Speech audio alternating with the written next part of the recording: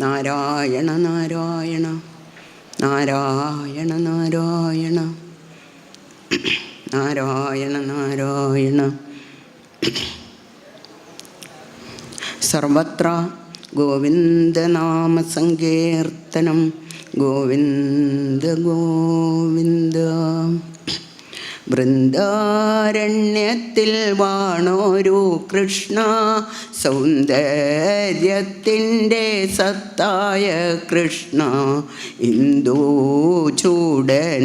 ബ്രഹ്മനുമെല്ലാം വന്ദിച്ചിടുന്ന ലോകൈകനാഥ. ആടിപ്പാടി വരുന്നോരു നിൻ്റെ മോടിയേറിയ കോമളരൂപം തേടി തേടി വലഞ്ഞു ഞാൻ കണ്ണ. ഓടി വന്നിടുകൻ മുന്നിൽ വേഗം. നന്മയേറിയ നാമവെണ്ണയും മേന്മയേറിയ പ്രേമ പൈമ്പാലും എൻ മനസ്സായ കൊച്ചു കിണ്ണത്തിൽ നിൻ മുന്നിലിതാ വെച്ചു കാക്കുന്നു. മിന്നും നിന്നൂടെ പൊന്നു കരത്താൽ വന്നെടുത്താമൃതേത്തു കഴിക്കാൻ. പൊന്നോമനെ നീ തെല്ലും മടിക്കാതൊന്നു വേഗം വരികൻ്റെ മുന്നിൽ. പീലി തന്നിടാം മൗലിയിൽ ചാർത്താൻ, കോലു തന്നിടാം പൈക്കളെ മേയ്ക്കാൻ. ചേലിൽ ചാർത്തുവാൻ മാലകളേക്കാം, ചാലേ കെട്ടുവാനേലസ്സു നൽകാം. എന്നൂമീ മട്ടിൽ വെണ്ണ പാലെല്ലാം തന്നീടാമെൻ്റെ കാർമൂകിൽ വർണ്ണ. എന്നൂമെന്നൂടെ ഹൃത്താരിൽ വാഴൂ പൊന്നു മാരുത മന്ദിരവാസ. ഉല്ലാസത്തോടെ നിൻ പാദപത്മം നല്ലോണം ഹൃദിലാളന ചെയ്തു. എല്ലായ്പ്പോഴും തിരുനാമമോദാൻ കല്യാണാലയ കാരുണ്യമേകൂ. വൃന്ദാരണ്യത്തിൽ വാണൊരു കൃഷ്ണ. സർവത്ര ഗോവിന്ദനാമസങ്കീർത്തനം. ഗോവിന്ദ ഗോവിന്ദ. ശ്രീകൃഷ്ണായ നമഃ. നമോസ്തുതേ മഹായോഗിൻ പ്രപന്നമനുഷാധിമാം.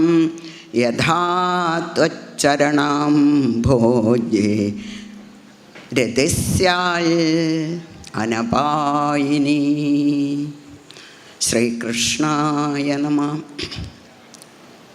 പരമഭക്തനായിട്ടുള്ള ഉദ്ധവനുള്ള ഉപദേശമാണ് നമ്മൾ ഇവിടെ കേട്ടുകൊണ്ടിരുന്നത്. യാദവ വംശം നശിക്കാൻ പോണു എന്നാണ്.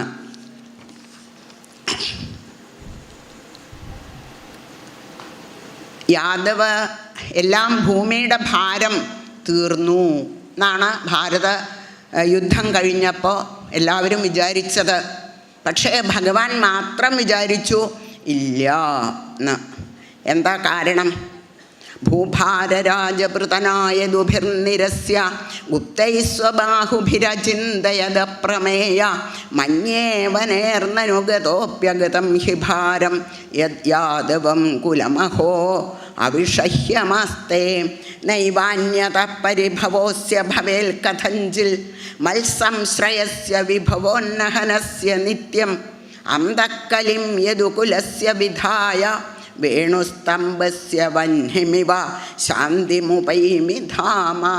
ദശമസ്കന്ധത്തിലെ, അതായത് ഭഗവാന്റെ കൃഷ്ണാവതാര കഥ പറഞ്ഞ് നിർത്തിയ സമയത്ത് ആ യാദവ വംശത്തിൻ്റെ ഉത്കർഷം അതാണ് ശ്രീശുക ബ്രഹ്മർഷി പറഞ്ഞു നിർത്തിയിരിക്കുന്നത്. അല്പായുഷോ അല്പവീര്യാശ്ച അബ്രഹ്മണ്യാശ്ച ജജ്ഞിരേ എന്നൊക്കെയാണ് പറഞ്ഞിരിക്കുന്നത്. എന്താ യാദവന്മാരുടെ ഒരു മാഹാത്മ്യം, യോഗ്യത, സർവഗുണസമ്പന്നനായിരുന്നു സമ്പന്നരായിരുന്നു എന്ന് എടുത്തു പറഞ്ഞു. അങ്ങനല്ലേ ബ്രാഹ്മണ ഭക്തി, സൽഗുണങ്ങൾ, നല്ല ശക്തി, പൗരുഷം, എല്ലാ ഗുണങ്ങളും അതിൽ അവർക്കൊക്കെ ഉണ്ടായിരുന്നു എന്നാണ്. നഹ്യേതസ്മിൻ കുലേ ജാത ധനാ ബഹുപ്രജാഹ. അങ്ങനെ അല്ലാണ്ട് എല്ലാ ഗുണങ്ങളും തികഞ്ഞവരല്ലാണ്ട് ഒരാൾ യാദവ വംശത്തിലുണ്ടായിരുന്നില്ല. എന്താ കാരണം? യഥേഷാം പ്രമാണം ഭഗവാൻ പ്രഭുത്വേന ഭവദ്ധരി എന്നാണ്. അവരുടെയൊക്കെ പ്രഭു ആരായിരുന്നു? ഭഗവാനായിരുന്നു. ഭഗവാനെ ആശ്രയിച്ച് അവരൊക്കെ വളർന്നതുകൊണ്ട് സർവഗുണങ്ങളും ഭഗവാനെ അനുവർത്തിച്ചിരുന്ന അവർക്ക് വവൃധു സർവയാദവാഹ, എല്ലാ ഗുണങ്ങളും അവരെ അനുഗമിച്ചിരുന്നു. ഭഗവാനെ അങ്ങനെയാണല്ലോ, എല്ലാ ഗുണങ്ങളും ഇങ്ങോട്ട് വന്ന് ആശ്രയിക്കുക ചെയ്തിരുന്നത്. അപ്പം സ്വാഭാവികമായിട്ട് ഭഗവാനെ ആശ്രയിച്ച് കഴിയണവരുടെയും അനുഭവം അത് തന്നെയാണ് എന്ന് പറഞ്ഞു വെച്ചു. അങ്ങനെയുള്ള അവർ നശിക്കേ എന്നാണ് പിന്നെ ഏകാദശം പറയുമ്പോൾ ഇവിടെ പറഞ്ഞു വരേണ്ടത്, അല്ലെങ്കിൽ വരണത്. അങ്ങനെ വയ്ക്കുമോ? ഏകാദശം കൊണ്ട് എന്താ പറയണത്? മുക്തിസ്വരൂപം. എന്താ മുക്തി എന്ന് പറഞ്ഞാൽ മോചനാണ് മുക്തി എന്ന് കാണിക്കുകയാണ്. എന്തിൽ നിന്നുള്ള മോചനം? ദുഃഖത്തിൽ നിന്നുള്ള മോചനമാണ് മുക്തി എന്ന് പറഞ്ഞു. അതിന് എന്ത് വേണം? നമ്മളൊക്കെ ദുഃഖത്തിലാണ്ടിരിക്കുകയാണ് എന്നുള്ള ബോധം ആദ്യം ഉണ്ടാവണം. അപ്പോഴല്ലേ മോചനം വേണ്ടു. നമ്മളൊക്കെ സുഖമായിരിക്കുക എന്ന് പറഞ്ഞാൽ പിന്നെ നമുക്ക് മോചനം നമ്മൾ മോഹിക്കില്ല. അപ്പം എന്ത് വേണം? നമ്മളൊക്കെ ദുഃഖമാണ് അനുഭവിച്ചും കൊണ്ടിരിക്കണത്. ഭയം പറയണ കേട്ടില്ലേ നമ്മൾ? അതാണ് ഭയം. ഭയത്തിൻ്റെ വായയിലേക്കാണ് നമ്മളൊക്കെ വന്ന് വീണിരിക്കണത്, നമ്മളെ പ്രസവിച്ചിരിക്കണത് തന്നെ. മരണഭയം, അതാണ് ഏറ്റവും വലിയ ഭയം. നാശം എപ്പോഴാണ് നശിക്കുക എന്നുള്ളത് നമുക്ക് ആർക്കും അറിയില്ല. അതാണ് എന്താ അതിന് പ്രമാണം? ഭഗവാന്റെ വംശം കൂടി നശിച്ചു, പിന്നെ നമ്മളുടെ കഥ പറയാനുണ്ടോ എന്നാണ് അവിടുത്തെ ചോദ്യം. അപ്പോൾ അങ്ങനെയാണെന്നുണ്ടെങ്കിൽ ഭഗവാൻ തന്നെ അവരെയൊക്കെ വളർത്തിയിട്ട് നമ്മളെ അപ്പം സമാധാനിപ്പിക്കുകയാണ് ശ്രീശുക ബ്രഹ്മർഷി. ഭഗവാന്റെ വംശം നശിക്കേ, ഭഗവാൻ അതും കൂടി നശിപ്പിച്ചു. ഭഗവാനാണല്ലോ എല്ലാം ഇല്ലേ, ഇച്ഛാരൂപേണ എന്ന് പറയണു. സത്യസംഗ ഭഗവാൻ ജ്ഞാത സർവാർത്ഥ ഈശ്വരോപി തദന്യഥാ കർത്തും നയിച്ചൽ വിപ്രശാപം കാലരൂപ്യൻവമോദത എന്ന് പറഞ്ഞു. കാലരൂപിയായിട്ട് ഭഗവാൻ അതിന് അനുവാദം നൽകി എന്നാണ്. അനുമോദിച്ചു, ശരി നടക്കട്ടെ എന്ന് ഭഗവാൻ വിചാരിച്ചപ്പോൾ അത് ഒരു വിഷമമില്ലാണ്ട് അനായാസേന സംഭവിച്ചു എന്നാണ് പറയണത്. യാദവ വംശനാശം അതിപ്പോൾ പറഞ്ഞുല്ലോ, നേരത്തെ ആ കാരണങ്ങളൊക്കെ പറഞ്ഞു. സാമ്പനെ സ്ത്രീവേഷം കെട്ടിച്ച് ചെന്ന മഹർഷിമാരോട് ചോദിച്ചപ്പോൾ അവർ പറഞ്ഞു, മുസലം കുലനാശനം ആയിട്ടുള്ള ആ കുട്ടിയെയാണ് നിങ്ങൾ ഈ സ്ത്രീ പ്രസവിക്കാൻ പോണത് എന്ന് പറഞ്ഞതോടുകൂടി എന്തൊക്കെ സമാധാനം ഉണ്ടെങ്കിലും പൊടിച്ച് സമുദ്രത്തിൽ കലക്കിയെന്നുണ്ടെങ്കിലും അവരുടെയൊക്കെ ഉള്ളിലൊരു ഭയം ഉണ്ടായിരുന്നു, എല്ലാവരുടെ ഉള്ളിലും. എന്തിനധികം വസുദേവരുടെ കൂടിയിട്ട്. എന്നിട്ടാണ് നാരദ മഹർഷിയോട് ഉപദേശം, മനസ്സിന് സമാധാനം തരണേ എന്ന് പറഞ്ഞുകൊണ്ടുള്ള ഉപദേശം ആവശ്യപ്പെട്ടത്. എങ്ങനെയായാലും ആ സുഖം ഉണ്ടാവുക? ഞങ്ങൾക്കിപ്പോൾ ഭയങ്കര ദുഃഖം, എങ്ങനെ ഈ സമാധാനക്കേട് ഇല്ലാതെയാവും എന്ന് ചോദിച്ചതിനാണ് അതിനുള്ള പലതരം ഉപദേശങ്ങളെ കൊണ്ട് അദ്ദേഹത്തിന് പിന്നെ ദേവകി വസുദേവന്മാർക്ക് സമാധാനം കൊടുത്തു എന്ന് പറഞ്ഞു. ആ സമയത്താണ് യാദവന്മാരോടൊക്കെ അപ്പം നമ്മളുടെ വിഷയം എന്താ ഇവിടെ? ഭഗവാന്റെ സ്വധാമഗമനം, യദുകുലനാശം. ആ രംഗം ഒന്ന് സ്മരിക്കുക. കഷ്ടിച്ച് അരമണിക്കൂർ തികച്ചുണ്ട്, അത്രയേ ഉള്ളൂ. അപ്പോൾ വേറുള്ള ഭഗവാന്റെ ഉപദേശങ്ങളിലേക്കൊന്നും പോവാതെ ഉദ്ധവൻ നമസ്കരിച്ച് യാത്രയായി എന്ന് മാത്രം പറഞ്ഞും കൊണ്ട് ആ മറ്റേ രംഗം ഒന്ന് സ്മരിക്കുക. ആ ഭഗവാന്റെ പാദത്തിൽ ഒന്ന് നമസ്കരിക്കുക. പലരും വന്ന് നമസ്കരിച്ചു, ദാരുകൻ, ജര, എല്ലാവരും വന്ന് ഭഗവാനെ നമസ്കരിച്ചു. ആ കൂട്ടത്തിൽ നമ്മളുടെയൊക്കെ ഒരു നമസ്കാരം പോരാ. ഉദ്ധവൻ്റെ എത്രയോ പിന്നിൽ നിന്നിട്ടും ഭഗവാന്റെ പാദത്തിൽ. ഉദ്ധവനാണ് നമ്മളെ പഠിപ്പിക്കണത്. നമ്മൾ ഭാഗവതമൊക്കെ കേട്ടു. എന്താ ഭഗവാനോട് പ്രാർത്ഥിക്കേണ്ടത്?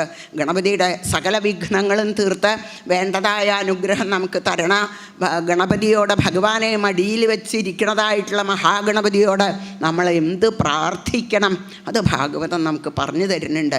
നമ്മളുടെ മനസ്സനുസരിച്ച് നമ്മൾ പലതും പ്രാർത്ഥിക്കും. നമുക്ക് എന്തൊക്കെയോ ആണ് മോഹങ്ങൾ. എന്തൊക്കെയാ മോഹങ്ങളെന്ന് നമുക്ക് തന്നെ അറിയില്ല.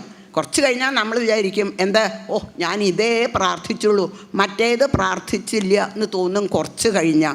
ഇതാണ് നമ്മളുടെ അവസ്ഥ. അപ്പോൾ ഭാഗവതം നമ്മളോട് പറയണു, അരുതേ, ആവശ്യമില്ലാത്തതൊന്നും പ്രാർത്ഥിക്കരുത് ഗണപതിയോട്. അങ്ങനെയൊക്കെ പ്രാർത്ഥിച്ചാൽ നിങ്ങൾക്ക് വീണ്ടും വീണ്ടും ദുഃഖം മാത്രമേ വരുള്ളൂ. അപ്പോൾ ആ വക പ്രാർത്ഥനകളൊന്നും വേണ്ട. പിന്നെ എന്തേ പ്രാർത്ഥിക്കാവൂ? വേണ്ടതൊക്കെ ഉപദേശം കൊടുത്തു. ഇനി അങ്ങ് ബദരിയിലേക്ക് പോയിക്കോളൂ എന്നാണ് ഉദ്ധവനോട് ഭഗവാൻ പറഞ്ഞത്. യാദവന്മാർക്കൊക്കെ വല്ലാത്ത ഭയമുണ്ട്. അപ്പോൾ ഭഗവാനെ നമ്മൾ നേരത്തെ കേട്ടു, ഭഗവാനോട് ആരും ഈ വക വർത്തമാനങ്ങളൊന്നും പറഞ്ഞില്ല, ഭഗവാന്റെ പാദത്തെ ആശ്രയിച്ചില്ല. പക്ഷേ ഭഗവാൻ യാദവന്മാരോട് അങ്ങോട്ട് പറഞ്ഞു, നിങ്ങളാരും പറഞ്ഞില്ലെങ്കിലും ആ ശാപവൃത്താന്തം ഞാൻ അറിഞ്ഞിരിക്കണു. നിങ്ങൾ വേഗം ചെന്ന് പ്രഭാസ തീർത്ഥത്തിൽ ചെന്ന് വേണ്ടതായ എല്ലാ പരിഹാരങ്ങളും, ശാപത്തിന് പരിഹാരങ്ങളും ചെയ്യണം. ബ്രാഹ്മണരെ, ഭക്തന്മാരെ, സജ്ജനങ്ങളെ അപമാനിച്ചതിലുള്ള ദോഷമാണ് നമുക്കിപ്പോൾ വന്നിരിക്കുന്നത്. അപ്പം ചെന്ന് അവരെ വേണ്ട പോലെ സന്തോഷിപ്പിക്കുക. ആ ക്ഷേത്രത്തിൽ വേണ്ടതായിട്ടുള്ള പൂജാദികൾ, ആ വക കാര്യങ്ങളൊക്കെ ചെയ്യുക എന്ന് പറഞ്ഞിട്ട് അവരെ യാത്രയാക്കി ഭഗവാൻ തൻ്റെ സ്വകാര്യമായ സ്വന്തം കൊട്ടാരത്തിലേക്ക് പോകുന്ന സമയത്ത് ഉദ്ധവനൊപ്പം പോന്നിട്ടാണ് ഭഗവാന്റെ പാദത്തിൽ നമസ്കരിച്ചിട്ട് രക്ഷിക്കണേ എന്ന് പ്രാർത്ഥിക്കണത്. എന്താ അവിടുന്ന് ഉദ്ദേശിക്കണത്? എന്താ? അതാണ് ഉദ്ധവൻ ആ കാര്യം അറിയാം. ഉദ്ധവൻ എന്താ പറഞ്ഞത്? ഗോവിന്ദഭുജഗുപ്തായാം ദ്വാരവത്യാം കുരുദ്വഹ. എന്താ ദ്വാരക എന്ന് പറഞ്ഞാൽ അവിടുത്തെ ഒരവസ്ഥ? അവിടെ ഒരു ശാപമൊന്നും വരില്ല. കാരണം ഭഗവാനാണ് ദ്വാരക ഭരിച്ചും കൊണ്ടിരിക്കണത്. അങ്ങനെയുള്ള ദ്വാരകയിൽ എങ്ങനെ ശാപം വന്നു, എന്തോ ഇതിൻ്റെ അടിസ്ഥാനമായിട്ടൊന്ന് സംഭവിക്കാൻ പോണു എന്ന് ഉദ്ധവനറിയാം. അതാണ് ഉദ്ധവൻ വന്നിട്ട് പറഞ്ഞത്, യാദവന്മാരെ ശാപത്തിൽ പെടുത്തിയിട്ട് അവിടുന്ന് സ്വന്തം ധാമത്തിലേക്ക് എഴുന്നള്ളാൻ പുറപ്പെടുകയാണോ? അങ്ങനെയാണെങ്കിൽ അടിയനെ കൂടി കൊണ്ടുപോണേ എന്നാണ് ഉദ്ധവൻ പ്രാർത്ഥിച്ചത്. അതിനു വേണ്ടിയിട്ടാണ് എല്ലാവിധ ഉപദേശങ്ങളും ഭഗവാൻ കൊടുക്കുന്നത്. ഭഗവാൻ എന്താ പറയുക? തുന്തു സർവം പരിത്യജ്യ സ്നേഹം സ്വജനബന്ധുഷു മയ്യാവേശ്യ മനസ്സമ്യക് സമദൃക് വിചരസ്വഗാം എന്നാണ്. അങ്ങ് ആദ്യം ഈ ദ്വാരകയിൽ നിന്ന് അങ്ങോട്ട് പുറത്തിറങ്ങുക. എന്നിട്ടോ തുന്തു സർവം പരിത്യജ്യ, ദ്വാരകയിൽ നിന്ന് പുറത്തിറങ്ങുക എന്ന് പറഞ്ഞാൽ എന്താ അതിൻ്റെ അർത്ഥം? എൻ്റെ എന്ന് വിചാരിച്ചിട്ടാണല്ലോ, എൻ്റെ ദ്വാരക, എൻ്റെ ബന്ധുക്കൾ എന്നുള്ള ഭാവത്തിലാണല്ലോ അങ്ങിപ്പോൾ അവിടെ ഇരിക്കണത്. ആ എൻ്റെ എന്നുള്ള ഭാവം അങ്ങോട്ട് വേണ്ടാക്കുക. സ്നേഹം സ്വജനബന്ധുഷു. അപ്പോൾ ആ സ്നേഹത്തെ ഇല്ലാതെ ആക്കിയിട്ട് ആ സ്നേഹം ഭഗവാന്റെ പാദത്തിൽ സമർപ്പിക്കൂ. കാരണം ഈ ചിലത് മാത്രം എൻ്റെ, ഈ ശരീരം മാത്രം, ശരീരത്തിനെ നമ്മൾ ഞാൻ എന്ന് വിചാരിക്കണു. അപ്പം ഞാൻ എന്ന് പറയണ്ട. അതേപോലെ അതേസമയം എൻ്റെ ശരീരം എന്നും പറയുന്നുണ്ട് നമ്മൾ. അത് പോട്ടെ, എന്തായാലും അപ്പം ഞാനും എൻ്റേതും എന്നുള്ള ഭാവം വേണ്ടെന്ന് വയ്ക്കുക. പിന്നെയോ എല്ലാറ്റിലും ഭഗവാനെ കണ്ടുകൊണ്ട് ഭഗവാൻ മാത്രമേ ഉള്ളൂ, ഭഗവാന്റേതാണ് ലോകം. ഈ കാണുന്നതൊക്കെ കണ്ടതിൽ കൊണ്ടൽ വർണ്ണ നിന്നെ കണ്ടു ഞാൻ കാലം കഴിച്ചിടാവൂ. എല്ലാ ദിക്കിലും ഭഗവാനെ കണ്ട് സന്തോഷമായിട്ട് സമദൃക് വിചരസ്വഗാം എന്നാണ് ഭഗവാൻ പറഞ്ഞത്. അതെങ്ങനെ സാധിക്കും? അതിനുള്ള വഴികളാണ് സ്നേഹം. ആവശ്യമില്ലാത്തയിടത്ത് സ്നേഹമൊക്കെ മുറിക്കുക. അതാണ്. അപ്പം സുഖമായിട്ട് സഞ്ചരിക്കാൻ, ചില ദിക്കിൽ നമ്മളെ പിടിച്ച് കെട്ടിയിടുമ്പോഴല്ലേ നമുക്ക് സഞ്ചരിക്കാൻ പ്രയാസം വരിക. എൻ്റെ എന്നുള്ള ഭാവം, ആ ബന്ധനാണ് നമുക്ക് തടസ്സമായി നിൽക്കുന്നത്. അതൊക്കെ ഇല്ലാണ്ട് വെക്കുക. എൻ്റേതായിട്ട് ഭഗവാൻ മാത്രമേ ഉള്ളൂ എന്ന് വിചാരിക്കുക. ഗതിർഭർത്ത പ്രഭുസാക്ഷി നിവാസ ശരണം സുഹൃൽ എന്ന് പറയുന്നുണ്ട്. അപ്പം ഇതൊക്കെ ആയിട്ട് ഭഗവാനാണ് എന്ന് ഉറപ്പിച്ചാൽ വിഷമം ഉണ്ടാവില്ല. അപ്പോൾ ഒരു 4-5 തരത്തിലുള്ള ഭയങ്കരമായിട്ടുള്ള ചങ്ങലകളാണ് നമ്മളെ പിടിച്ച് ബന്ധിച്ചിരിക്കുന്നത്. അതൊക്കെ മുറിക്കാനുള്ള വഴി ഭഗവാൻ തന്നെ പറഞ്ഞു കൊടുത്തു ഇല്ലേ? സ്നേഹം, ധാരയിഷണ എന്ന് പറയും, ഭാര്യ, കുട്ടികൾ. അപ്പോൾ കപോതപക്ഷിയുടെ കഥ പറഞ്ഞ് ആ ചങ്ങല മുറിച്ചു കൊടുത്തു. പിന്നെന്താ, പിന്നെ നമുക്ക് വലിയൊരു ഇതാണ് പിന്നെ ധനത്തിനോടുള്ള സ്നേഹം. ഭിക്ഷുഗീത പറഞ്ഞിട്ട് അതും മുറിച്ചു കൊടുത്തു ഭഗവാൻ. അതേമാതിരിയാണ് ലൗകിക സുഖത്തിനോടുള്ള മോഹം. അതും ഭഗവാൻ പുരൂരവസിൻ്റെ കഥ പറഞ്ഞു കൊടുത്തിട്ടാണ് അത് ഇല്ലാതാക്കണത്. അപ്പോൾ ചുരുക്കം പറഞ്ഞാൽ എന്താ ഇതിൻ്റെയൊക്കെ കാര്യം? അതോ നമ്മൾ ഈ കാണുന്ന ലൗകികമായ ഇതിനോടൊക്കെ നമ്മൾ ഗുണഭാവം വയ്ക്കുകയാണ്. അതുകൊണ്ടാണ് നമുക്ക് അതിനോടൊക്കെ സ്നേഹം വരണത്. ദോഷമാണ് എന്ന് തോന്നണതിനോട് നമുക്ക് സ്നേഹിക്കാൻ പറ്റുമോ? ഇല്ല. ഇതൊക്കെ നമ്മളെ സുഖിപ്പിക്കുകയാണ് എന്ന് വിചാരിക്കുമ്പോഴാണ് നമുക്കതിനോട് സ്നേഹം വരണത്. ഭിക്ഷുവിന് എപ്പോഴാണ് അത് മുറിക്കാൻ പറ്റിയത്? അത് കാരണമാണ് ഈ പണത്തിനോടുള്ള സ്നേഹം കൊണ്ടാണ് ഞാൻ ഇന്ന് ഇത്ര ബുദ്ധിമുട്ടാറായത് എന്നങ്ങടെ അനുഭവപ്പെട്ടപ്പോൾ ആ സ്നേഹം വിട്ടു അല്ലേ? ഇതേമാതിരി പുരൂരവസ്ഥനോടും അതെ. പുരൂരവസ്ഥ എന്താ വിചാരിച്ചത്? അയിളൻ പിന്നെ അപ്സരസ് ഉർവശിയോടുള്ള സ്നേഹം എന്താ ഒരു സൗന്ദര്യം! ഇതുപോലെ നല്ല എത്ര സുന്ദരിയായിട്ടുള്ള ഒരു ഭാര്യയെ കിട്ടണതിനേക്കാളും ഒരു സുഖം വേറെ ഉണ്ടോ എന്നാണ് പിന്നെ പുരൂരവസ്ഥ വിചാരിച്ചത്. അവളുടെ ആ ക്രൂരത കണ്ട സമയത്ത് നല്ലോണം ഒന്ന് ചിന്തിച്ചു. ഇതിവളുടെ ഇങ്ങോട്ടുള്ള പെരുമാറ്റം മാത്രം, ശരിക്കും ഇവളുടെ രൂപം എന്താ എന്നൊരു നിമിഷം ചിന്തിച്ചതോട് കൂടിയിട്ട് ആ പിന്നെ ഭാവം, അതിനോടുള്ള സ്നേഹം, ഉർവശിയോടുള്ള സ്നേഹം പോയി.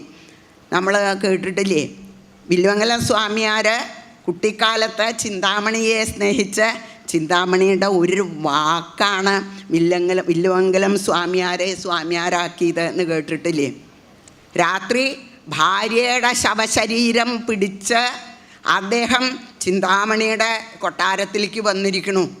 കൊട്ടാരത്തിൽ വന്നിട്ടും കാര്യമില്ല. അവിടെ വന്നപ്പോൾ അർദ്ധരാത്രിയാണ്, നല്ല മഴ, പുഴയിൽ ഭയങ്കര ഒഴുക്കാണ്, കടക്കാൻ താമസിച്ചു. അപ്പോൾ ഇവിടെ വന്നപ്പോഴേക്കും ഇവളെ ഉറക്കായിരിക്കണു. അപ്പോൾ എങ്ങനെ അകത്ത് കിടക്കാൻ ശ്രമിക്കുക, വിളിച്ചിട്ടൊന്നും കേൾക്കണില്ല, അവളെ ഉറക്കുക, ഭയങ്കര ഉറക്കായിരിക്കണം. എങ്ങനെ അതിൻ്റെ ഉള്ളിൽ കിടക്കുക? അതാണ് ആ മോഹത്തിൻ്റെ തീക്ഷ്ണത. എങ്ങനെയായാലും ഉള്ളിൽ കിടക്കണം. നോക്കിയപ്പോൾ നല്ലൊരു കയറ് തൂങ്ങി കിടക്കണു. എത്ര എളുപ്പമായി ആ കയറ് പിടിച്ച് അകത്ത് കിടന്നു. അകത്ത് കിടന്ന് അവളെ വിളിച്ച് അവളെ എണീറ്റ് വന്നപ്പോൾ ചോദിച്ചു, എങ്ങനെ അങ്ങ് ഇവിടെ എത്തി? ഇത്ര ഇരുട്ടത്ത്, ഇത്ര വലിയ ഭയങ്കര മഴ നടക്കുന്ന സമയത്ത് അങ്ങയുടെ കുടുംബത്തിൽ നിന്ന് ഇവിടം വരെ എങ്ങനെ വന്നു ചോദിച്ചു. അതിനൊക്കെ എന്താ വിഷമം ഉണ്ടായത്? എനിക്ക് പാകത്തിന് ഒരു മരത്തടി കിട്ടി എന്നാണ് പറഞ്ഞത്. അത് പിടിച്ച് ഞാൻ പുഴ കടന്നു. കൊട്ടാരത്തിലേക്ക് കടന്നതോ അതെനിക്ക് നല്ലൊരു കയറ് കിട്ടി. ഞാൻ അങ്ങനെ ഒരു കയറ് അവിടെ വെച്ചിട്ടില്ലല്ലോ ഇയാൾക്ക് കടക്കാൻ എന്നാണ് ചിന്താമണി വിചാരിച്ചത്. എന്നാൽ എനിക്കൊന്ന് കാണണം എന്ന് പറയുകയാണ്. ഇവിടെ വന്ന് ആദ്യം വീടിൻ്റെ കൊട്ടാരത്തിൻ്റെ പുറത്ത് വന്നപ്പോൾ കയറ് നോക്കിയപ്പോഴേ ഭയങ്കര പാമ്പാണത്. മഴ പെയ്ത് ആ പാമ്പാണ് പെരയുടെ ആ ഭാഗത്ത് തൂങ്ങിക്കിടന്നിരുന്നത്. പോരെ, എന്നാൽ പിന്നെ ഏതാ കിട്ടിയ മരം ഇക്കരെ കടക്കാൻ വേണ്ടിയിട്ട് പുഴയിൽ ഒഴുകി വന്ന ഒരു മരം, അതേതായിരുന്നു ചെന്ന് നോക്കിയപ്പോൾ പാവം അദ്ദേഹത്തിൻ്റെ ഭാര്യ പുഴയിൽ ചെന്ന് ചാടി ഭാര്യയുടെ മൃതശരീരം പിടിച്ചും കൊണ്ടാണ് അദ്ദേഹം ഇങ്ങോട്ട് കടന്നത് എന്നാണ് കാണിക്കുന്നത്. അങ്ങനെ കണ്ടപ്പോൾ ഒരു നിമിഷം ആ ചിന്താമണി പോലും ഗുരുവായൂരപ്പനെ തൊഴുതുപോയി എന്നാണ്. ഇത്ര ഉണ്ടല്ലോ ആ മോഹത്തിൻ്റെ ശക്തി എന്ന് അവർക്കും കൂടി തോന്നി. എന്നിട്ട് അവിടെ ഒരു വാക്കാണ്. അതാണ് നമുക്കൊരു വാക്ക്, ഒരു നോക്ക് ഒക്കെ മതി. നമുക്ക് ഭഗവാന്റെ അനുഗ്രഹത്തോടു കൂടി കിട്ടണതാണെങ്കിൽ ഒരു വാക്കും ഒരു നോക്കും ഒക്കെ മതി നമുക്ക് ഭക്തി ഓർക്കാൻ എന്നാണ് കഥകൾ നമുക്ക് പറഞ്ഞു തരണത്. നിങ്ങൾക്ക് എന്നോട് തോന്നിയ ഈ സ്നേഹം ഉണ്ടല്ലോ, ഇത് ഭഗവാനോടാണ് തോന്നിയതെന്നുണ്ടെങ്കിൽ നിങ്ങൾക്ക് എപ്പോഴേ മോക്ഷം കിട്ടുമായിരുന്നു. എന്ന് ചോദിച്ചപ്പോഴാണ് ഇദ്ദേഹം ഒരു നിമിഷം ആലോചിച്ചത് എന്നാണ് കഥ. അതോടുകൂടിയൊക്കെ അങ്ങോട്ട് അസ്തമിച്ചു.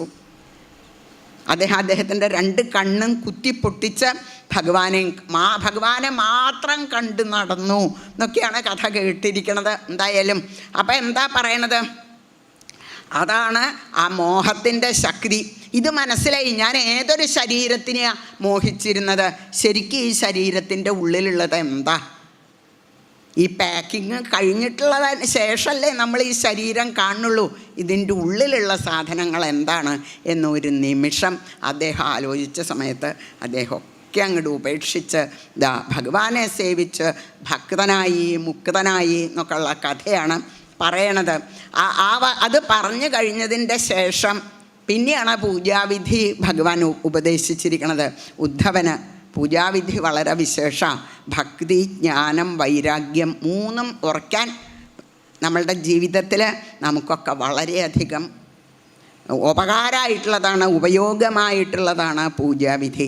കാരണം എന്താ, ഇതിൽ പ്രത്യേകം പറയുന്നുണ്ട് ഇന്ന തരത്തിൽ പിന്നെ ഭഗവാനെ പൂജിക്കണം എന്നില്ല എന്ന് പറയുന്നുണ്ട്.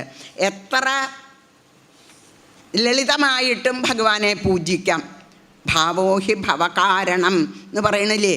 അപ്പം ആ ഭാവം മാത്രമേ ഭഗവാൻ നോക്കുള്ളൂ, വേറെ ഒന്നും നോക്കില്ല. ഏതൊക്കെ തരത്തിലാണ് എന്നെ പൂജിച്ചത്? പാഞ്ചാലി എന്താ പൂജിച്ച്? വെറും കുറച്ച് ചീരയുടെ ഇല. അതും ഭഗവാൻ ചെന്ന് ചോദിച്ചപ്പോൾ ഭഗവാൻ എത്രയാ സന്തോഷമായത് അല്ലേ. അപ്പം നിസ്സാരം മതി. വിതുരൻ്റെ പത്നി എന്താ ഭഗവാനെ പൂജിച്ച് എന്ത് കൊടുത്തിട്ടാ? പഴവും കൂടിയല്ല കൊടുത്തിരിക്കണത്, പഴത്തൊലിയാണ് കൊടുത്തിരിക്കണത്.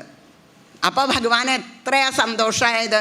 അപ്പം ഇന്നതെന്നില്ല, എന്ത് കൊടുത്താലും എന്താണോ അതാ പിന്നെ എന്താ പറയണ്ടത്, ആത്മാർത്ഥതയോട് കൂടിയിട്ട് പരമപ്രേമ ഭാവത്തോട് കൂടിയിട്ട് ഭഗവാന് കൊടുത്താൽ അതാണ് ഏറ്റവും വലിയ പൂജ എന്ന് പറയണില്ലേ. അതിനൊക്കെ എത്ര കഥകളാണ്, എത്ര പറഞ്ഞാലും കഴിയാത്ത കഥകളാണ് അതിനൊക്കെ. നെമ്മിനി ഉണ്ണിയുടെ കഥ കേട്ടിട്ടില്ലേ? നെമ്മിനി ഉണ്ണി എന്താ കൊടുത്തത്? ശരിക്ക് ഭഗവാൻ പൂജിക്കുമ്പോൾ നിവേദ്യമൊന്നും കഴിക്കാറൊന്നുമില്ല. പക്ഷേ നെമ്മിനി ഉണ്ണി വിചാരിച്ചു ഗുരുവായൂർ പൂജിക്കുമ്പോഴൊക്കെ ഭഗവാന് നിവേദിക്കണ നിവേദ്യമൊക്കെ ശരിക്ക് ഭഗവാൻ കഴിക്കാറാണ് പതിവ് എന്ന് വിചാരിച്ചു. അതാണ് ഭഗവാൻ സന്തോഷിക്കാൻ ജ്ഞാനം വേണ്ട, വൈരാഗ്യം വേണ്ട, ഭക്തി മാത്രം മതി എന്ന് പറയാൻ. ഭക്തിയാഹമേകയാഗ്രാഹ്യ ശ്രദ്ധയാത്മാ പ്രിയസതാം ഭക്തി പുനാദി മന്നിഷ്ഠ സ്വപാകാനപി സംഭവാൽ. അപ്പം അത് അന്നാൾ വേടൻ്റെ കഥ പറഞ്ഞില്ലേ. അപ്പം അതാണ് ഭക്തി മാത്രം മതി. ഭഗവാനോടുള്ള ആ പരമപ്രേമരൂപാ ഭക്തി ഗോപസ്ത്രീകളെ പറ്റി നമ്മൾ അനുസ്മരിച്ചുല്ലോ. അതാണ് നെമ്മിനി ഉണ്ണി വിചാരിച്ചു ശരിക്ക് ഭഗവാൻ കഴിക്കാറുണ്ടെന്ന് വിചാരിച്ചു. അപ്പോൾ കഴിക്കാണ്ട് കണ്ടപ്പോൾ ഒരു പരിഭ്രമായി. എന്താ ഈശ്വര, ഞാൻ കൊടുത്തിട്ടാണോ ഭഗവാൻ ഒന്നും കഴിക്കാത്തത്? ഞാനൊന്നും അറിയാത്ത ആളാണ്, അച്ഛൻ പറഞ്ഞതുകൊണ്ട് ഇന്ന് ഞാൻ പൂജയ്ക്ക് വന്നു എന്നേ ഉള്ളൂ. അതുകൊണ്ട് ഭഗവാനെ അവിടുന്ന് കഴിക്കണേ. അച്ഛൻ വന്നിട്ടെന്നെ തല്ലുമാറിഞ്ഞാലും അച്യുതാ ഊണോ കഴിച്ചില്ലെങ്കിൽ എന്നേ ആ ഉണ്ണി ഉള്ളിൽ തട്ടി പറഞ്ഞുള്ളൂ. അയ്യോ, ഞാൻ കാരണം ഉണ്ണിക്ക് അടി കിട്ടുകയെ, അത് പറ്റില്ല. സുഖമായിട്ട് ഭഗവാനൊക്കെ അങ്ങോട്ട് കഴിച്ചു. അതിൻ്റെ മുമ്പ് മേശാന്തിമാരുണ്ടായിട്ടുണ്ട്, അത് കഴിഞ്ഞിട്ടും മേശാന്തിമാരുണ്ടായിട്ടുണ്ട്. ഭഗവാൻ ഇങ്ങനെ മുഴുവൻ കഴിച്ചു എന്ന് കേട്ടിട്ടുണ്ടോ? അതാണ് ഭഗവാന്റെ കഥകളിൽ ഭക്തി എന്ന് പറഞ്ഞാൽ ഭഗവാന്റെ കഥ ഓരോന്നും നമ്മൾ കേട്ടത് ഓർമ്മിച്ച് നോക്കുമ്പോൾ അതിനെ പറ്റിയിട്ട് എന്താ പറയേണ്ടത് നമുക്കറിയില്ല. ഉദ്ധവൻ പ്രാർത്ഥിച്ച മാതിരി അതുമാ നമസ്തുതേ മഹായോഗിൻ പ്രപന്നമനുശാധിമാം യഥാത്വച്ചരണാംഭോജേ രതിസ്യാദനപായിനി. ആ രതി എനിക്ക് തരണേ. ഭഗവാനോടുള്ള ആത്മാർത്ഥത, ഭഗവാനോടുള്ള പ്രേമഭാവം അതുണ്ടാവണേ. അതുകൊണ്ട് അവിടുന്ന് സന്തോഷിക്കണേ എന്ന് മാത്രമേ പ്രാർത്ഥിക്കണ്ടൂ എന്ന് ഓരോ കഥകളെ കൊണ്ടും നമുക്കങ്ങോട്ട് തീർച്ചയാവും. അതാണ് ആ പൂജാവിധിയിൽ. എത്ര വേണേ ഗംഭീരമായിട്ട് അലങ്കരിച്ച് അങ്ങനെ പൂജിക്കാം, ഗംഭീരമായിട്ടുള്ള ക്ഷേത്രമൊക്കെ പണിത് അങ്ങനെ ആവാം. അല്ലെങ്കിലോ ഇപ്പോഴാണ് എനിക്ക് ഓർമ്മ വരണത്, പണ്ട് ഞാൻ കുട്ടിയായിരിക്കുന്ന സമയത്ത് ഗുരുവായൂർ അമ്പലക്കുളത്ത് കുളിക്കുമ്പോൾ ഒരു വയസ്സായിട്ടുള്ള സ്ത്രീ എന്നോട് പറഞ്ഞു, കുളി കഴിഞ്ഞപ്പോൾ കൈകൊണ്ട് വെള്ളം മുക്കി ഇങ്ങനെ ഒഴിച്ചുവോ? ഇല്ല. അപ്പം ഞങ്ങൾക്ക് സ്വതവേ അങ്ങനെ പതിവില്ല. അപ്പോൾ അങ്ങനെ ഒഴിച്ചോ ചോദിച്ചു. ഇല്ല, അത് വേണം, അത് ഗുരുവായൂരപ്പനുള്ള പൂജയാണ് എന്ന് പറഞ്ഞു.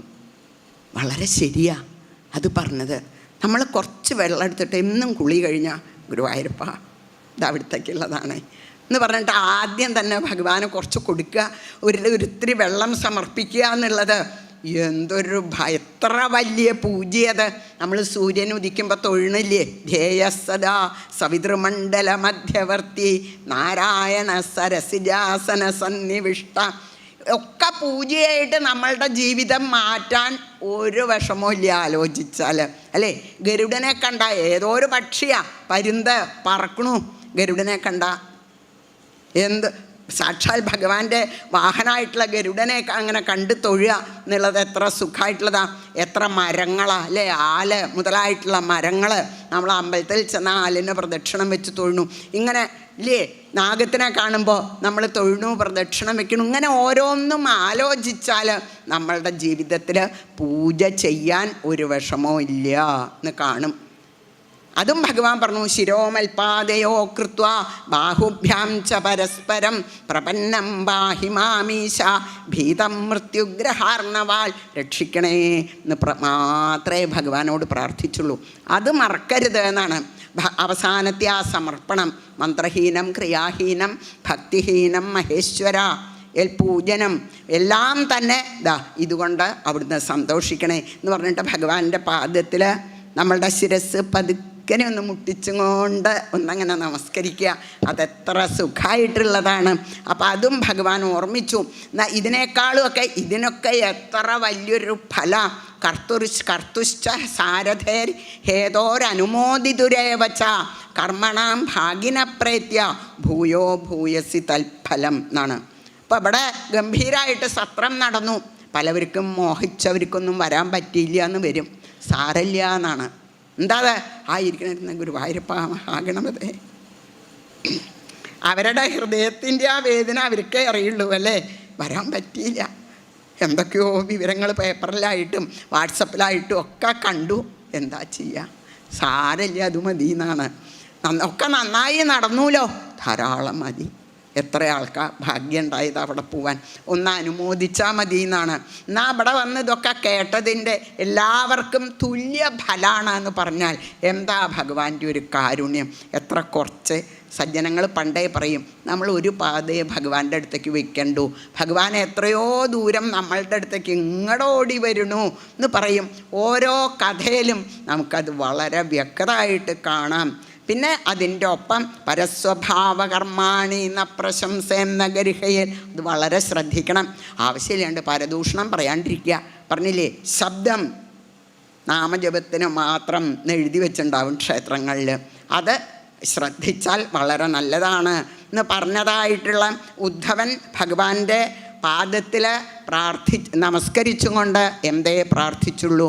നമോസ്തുതേ മഹായോഗിൻ പ്രപന്ന മനുഷ്യാധിമാം യഥാ ത്വച്ചരണാം ഭോജേ രതിസ്യാദനപായിനി. അതുമാത്രം നമുക്കും ആ ഉദ്ധവൻ്റെ പിന്നാലെ ഭഗവാന്റെ പാദത്തിൽ നമസ്കരിച്ചും കൊണ്ട് പ്രാർത്ഥിക്കാം. അതേ വേണ്ടു എന്ന് ഉദ്ധവൻ നമുക്ക് കാണിച്ചു തന്നു. ഉദ്ധവന് വേണ്ടതായിട്ടുള്ള അനുഗ്രഹം തൻ്റെ പാതുകകളും കൂടി കൊടുത്താണ് ഉദ്ധവനെ ഭഗവാൻ യാത്രയാക്കണത്. അപ്പം ഭഗവാനെ ആശ്രയിച്ചവർക്ക് എത്ര കൊടുത്താലും ഭഗവാന് മതിയാവണില്ല എന്നിവിടെ കാണിച്ചു. പിന്നെ ഇവിടെ നമ്മൾ പറഞ്ഞു വെച്ചു, ഭഗവാന്റെ ആ വംശം ഭഗവാൻ നശിപ്പിക്കാൻ തീരുമാനമായി എന്ന് വിചാരിച്ചു. പക്ഷേ ഭഗവാൻ നശിപ്പിച്ചു എന്ന് വരരുതല്ലോ, അതിനു വേണ്ടിയിട്ടാണ് ബ്രാഹ്മണശാപം അവിടെ മേടിച്ച് സൂക്ഷിച്ച് വെച്ചിരിക്കണത്. അത് സമയമായാൽ അങ്ങോട്ട് പൊട്ടുകയി പടക്കമൊക്കെ അതുപോലെ കുറച്ചും കൂടിയും ഭഗവാൻ കരുതിയുണ്ട്. അതിൻ്റെ മുമ്പേ ഗാന്ധാരിയുടെ ശാപം വാങ്ങിച്ച് വെച്ചിട്ടുണ്ട് എന്ന് പറയാറുണ്ട്. ഭാരതയുദ്ധം കഴിഞ്ഞപ്പോൾ ഗാന്ധാരി പറഞ്ഞു എന്നാണ്, കൃഷ്ണ എനിക്ക് അവിടെയൊക്കെ ഒന്ന് പോയിട്ട് അവിടെ യുദ്ധക്കളത്തിൽ മരിച്ചു കിടക്കണവരെയൊക്കെ ഒന്ന് കാണണം, വേണോ? ആ സമയത്തൊരു കാണൽ. കുട്ടികൾ അവരവരുടെ 100 മക്കളാണ്. ആ 100 മക്കൾ ചെറുതായിരിക്കുമ്പോൾ അവർ വളർന്നു വരണ കാലത്തിൽ അവരെ ഒന്ന് കാണണമെന്ന് ഈ ഗാന്ധാരിക്ക് തോന്നിയിട്ടില്ലല്ലോ. പിന്നെ അവർ മരിച്ചു കിടക്കുമ്പോൾ കാണണമെന്ന് തോന്നിയത് എന്തേ? അതിൻ്റെ അർത്ഥമൊന്നും നമുക്ക് ആലോചിച്ചാൽ തന്നെ മനസ്സിലാവില്ല. ഭഗവാൻ അറിയാം എന്താ വേറെ ആരെങ്കിലുമാണ് സ്വാഭാവികമായിട്ട് പാണ്ഡവന്മാരാ പോവുക, അപ്പോൾ അവർക്ക് ശാപം കിട്ടും. അതിന് വേണ്ടിയിട്ടാണ് കാണണം എന്ന് പറയണതേ. ദുര്യോധനൻ തൻ്റെ മൂത്ത പുത്രൻ തുടമുറിഞ്ഞ് മരിച്ചു കിടക്കണു.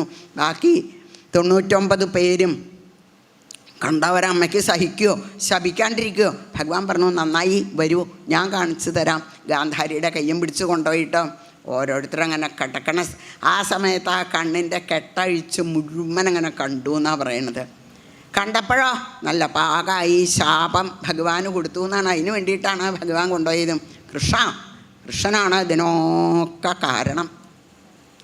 ഇങ്ങനെ ഇവരെ തമ്മിൽ തല്ലിച്ച യുദ്ധം ഉണ്ടാക്കി ഇതൊക്കെ അങ്ങനെ നശിപ്പിച്ചത് കൃഷ്ണൻ ഒരാളാണ്. അതുകൊണ്ട് കൃഷ്ണൻ്റെ വംശവും ഇതുപോലെ തമ്മിൽ തല്ലി നശിക്കും. വളരെ നന്നായി എന്ന് പറഞ്ഞു എന്നാണ് കഥ ഭഗവാൻ.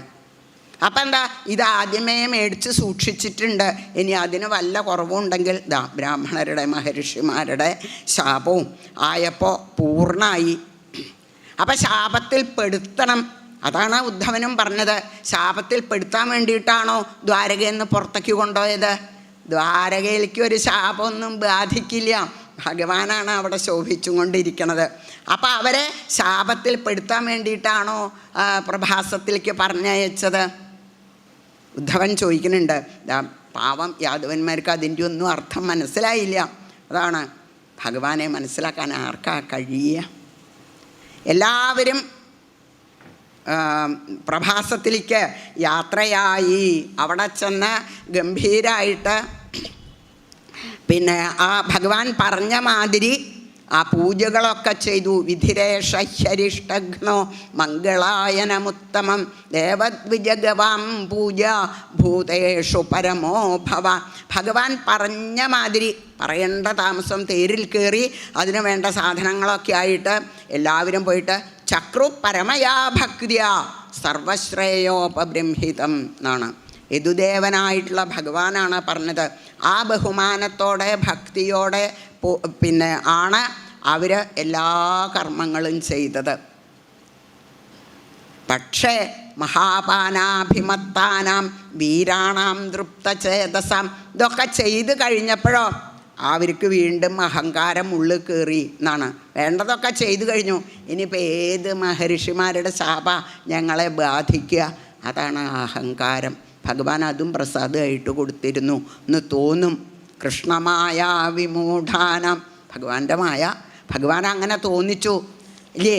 ആദ്യം തന്നെ പറഞ്ഞില്ലേ, ഭഗവാൻ സങ്കല്പിച്ചു. സത്യസങ്കല്പനാണ് ഭഗവാൻ എന്ന് പറഞ്ഞു. അപ്പോൾ അതിനനുസരിച്ച് അത് നടന്നുകൊണ്ടേയിരിക്കും. കുചേലവൃത്തം പറയുമ്പോൾ പറയുന്നുണ്ട്, നേരം ഇനി 10 മിനിറ്റേ ഉള്ളൂ.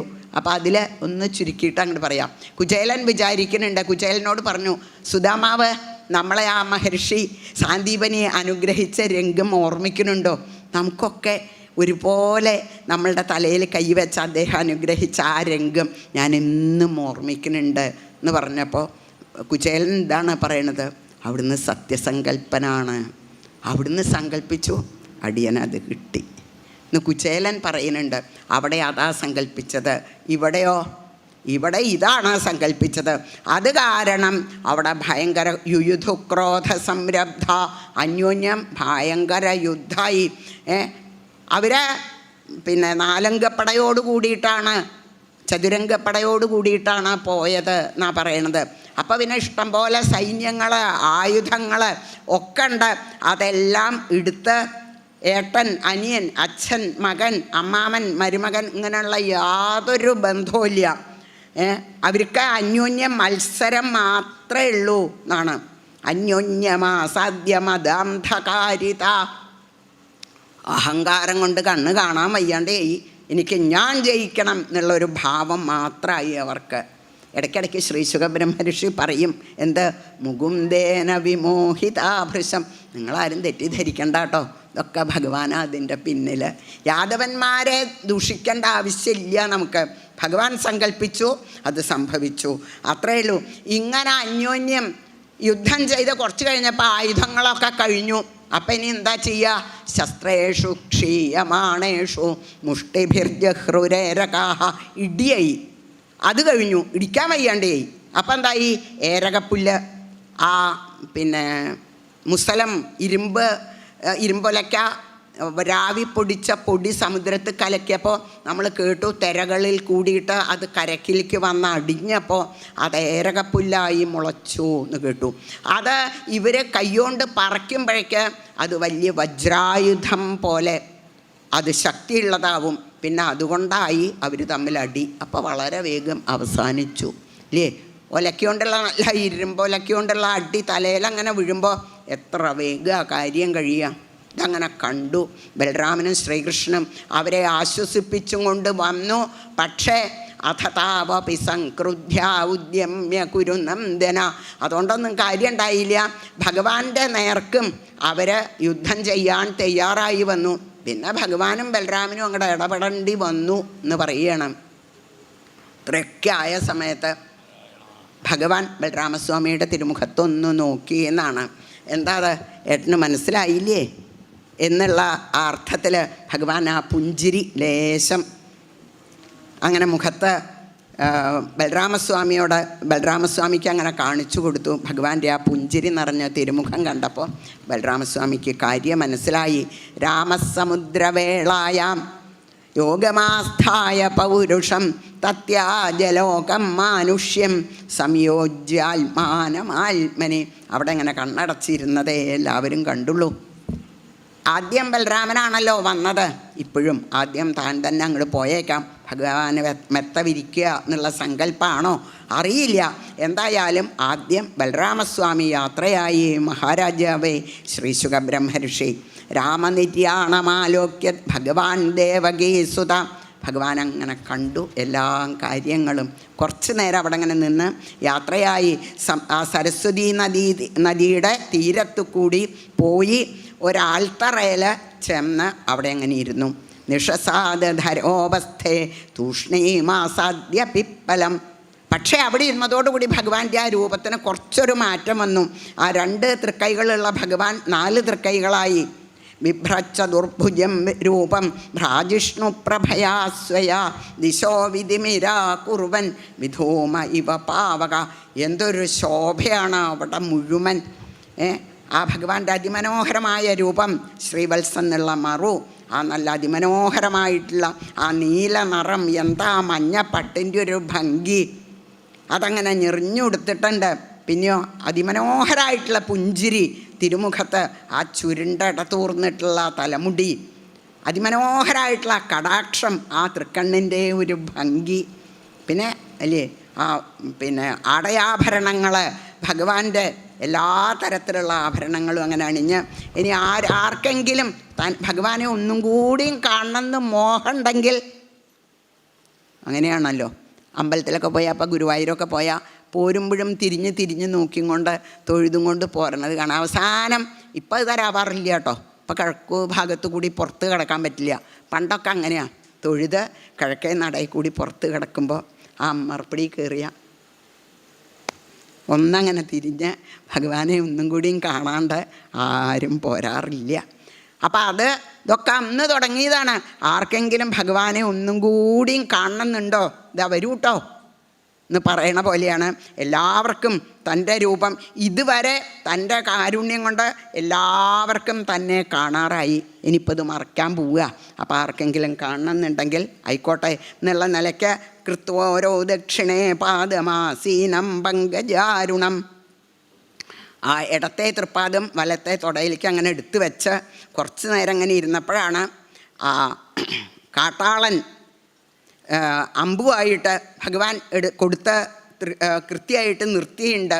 ആ കാട്ടാളൻ ആ അമ്പുമായിട്ട് വന്നു എന്ന് പറഞ്ഞാലോ ആ മാനിൻ്റെ മുഖാണെന്ന് തോന്നി. ഭഗവാന്റെ ആ തൃപ്പാദം കണ്ടപ്പോൾ ദൂരത്തുനിന്ന് അമ്പയച്ചു.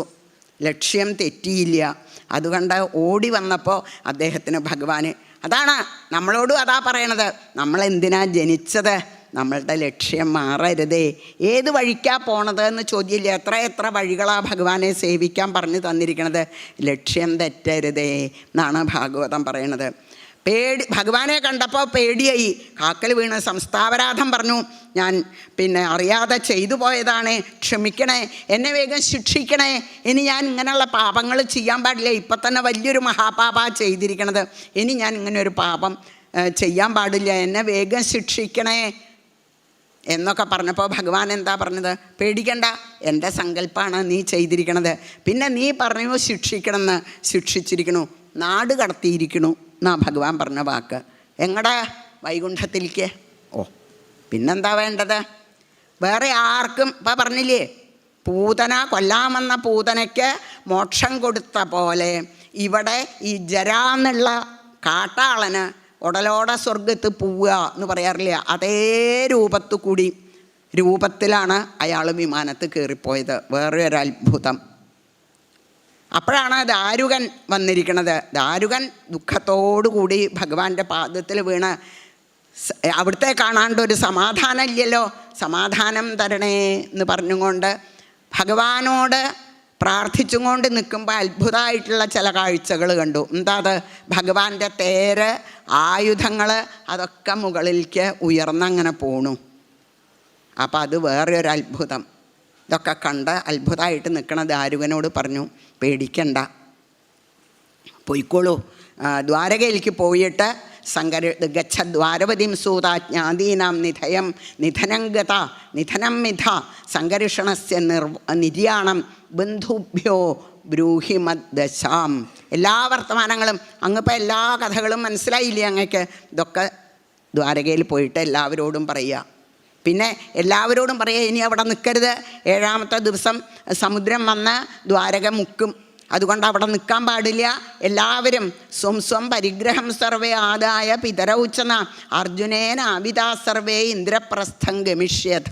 എല്ലാവരോടും ഇന്ദ്രപ്രസ്ഥത്തിലേക്ക് പോയിക്കോളാൻ പറഞ്ഞോളൂ, ആരും അവിടെ നിൽക്കരുത്. പിന്നെ അങ്ങ് തുന്തുമധർമ്മമാസ്ഥായ, ഇത്രയുള്ളൂ ഒരു ശ്ലോകമാണ് ദാരുവിന് ഉപദേശിച്ചിരിക്കണത്. എന്താ പറഞ്ഞത്? അങ്ങ് എൻ്റെ ഈ ധർമ്മത്തെ ആശ്രയിച്ച്, ഭാഗവത ധർമ്മത്തെ ആശ്രയിച്ച് മന്മായ രചനാമേതാം വിജ്ഞായോപശമം വ്രജ എന്ന് പറഞ്ഞുകൊണ്ടാണ് അങ്ങ് യാത്രയായിക്കോളൂ എന്ന് പറഞ്ഞ് യാത്രയാക്കി. പിന്നെ വലിയ താമസം ഉണ്ടായില്ല. എന്താ അത്? ഭഗവാന്റെ ആ സ്വധാമഗമനം എന്നുള്ള രംഗമാണ് നമുക്ക് കാണിച്ചു തരണത്. തൃപ്പുകയ്ക്ക് ആ നട തുറക്കണത് കാത്ത് എല്ലാവരും ഗുരുവായൂർ നിൽക്കണ കാണാറില്ലേ? അത് ആ തൃപ്പുക നല്ലോണം ഒന്ന് കണ്ട് തൊഴണം, പിന്നെ അടച്ചാൽ പിറ്റേ ദിവസമേ വാതിൽ നട തുറക്കുള്ളൂ. അതുപോലെ ആ ദേവാദികൾ, ഇന്ദ്രൻ മുതലായ ദേവന്മാരൊക്കെ, ആകാശത്തിൽ മഹാദേവൻ, ബ്രഹ്മാവ് മുതലായിട്ടുള്ള എല്ലാ ദേവന്മാരും ആകാശത്തിൽ ഭഗവാന്റെ അതിമനോഹരമായിട്ടുള്ള ആ തിരുമേനി കണ്ട് കാത്ത് നിൽക്കുക. എപ്പോഴാണ് അത് കണ്ണുന്ന നടയടയ്ക്കണ വരെ അങ്ങനെയാണല്ലോ. തൃപ്പുക നടയങ്ങോട്ട് തുറന്ന് അടയ്ക്കണ വരെ അവിടുന്ന് നീങ്ങില്ല. എന്ത് പറഞ്ഞാലും ആൾക്കാർ എന്താ അതിപ്പം അടയ്ക്കും, പിന്നെ നാളെ വെളിച്ചാവണം കാണാൻ. ഇതുപോലെയാണ് ഇതൊക്കെ എന്നേ ഇങ്ങനെയാണ് എന്നാണ് പറയണത്. എല്ലാവരും നോക്കി നിൽക്കണ സമയത്താണ് ഭഗവാൻ പിതാമഹം വീക്ഷ്യ വിഭൂതിരാത്മനോ വിഭു സംയോജ്യാത്മനി ചാത്മാനം പത്മനേത്രേണ്യമീലയിൽ.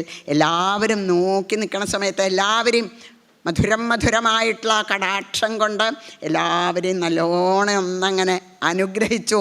എല്ലാവരും കാണുക ഭഗവാൻ ആ കണ്ണുകളങ്ങടെ അടച്ചു. പിന്നെ ആരും ഭഗവാനെ അവിടെ കണ്ടിട്ടില്ല എന്നാണ്. സാധാരണ ഭഗവാൻ തൻ്റെ സ്വരൂപം ഉപേക്ഷിക്കലാ പതിവ്. കൃഷ്ണാവതാരത്തിൽ അത് ചെയ്തിട്ടില്ല കേട്ടോ.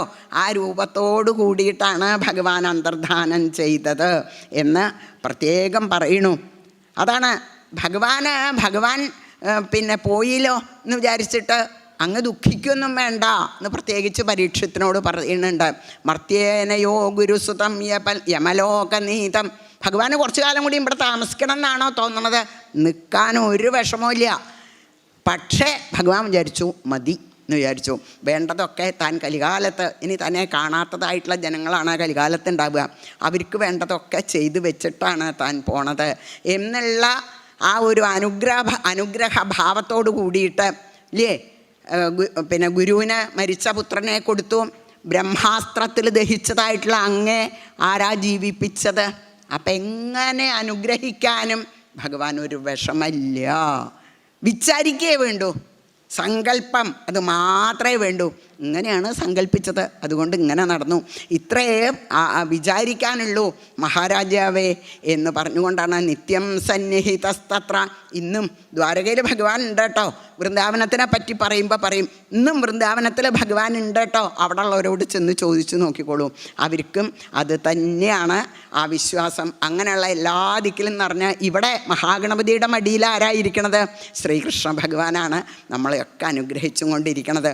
അങ്ങനെയുള്ള ഭഗവാന്റെ മഹാഗണപതിയുടെ മടിയിൽ നമ്മളെയൊക്കെ അനുഗ്രഹിച്ചും കൊണ്ടിരിക്കണതായിട്ടുള്ള ആ ഉണ്ണിക്കണ്ണൻ്റെ പാദത്തിൽ നമസ്കരിച്ചും കൊണ്ട് ഉദ്ധവൻ പ്രാർത്ഥിച്ച പ്രാർത്ഥനയോടുകൂടി സർവത്ര ഗോവിന്ദനാമ സങ്കീർത്തനം. ഗോവിന്ദ ഗോവിന്ദ.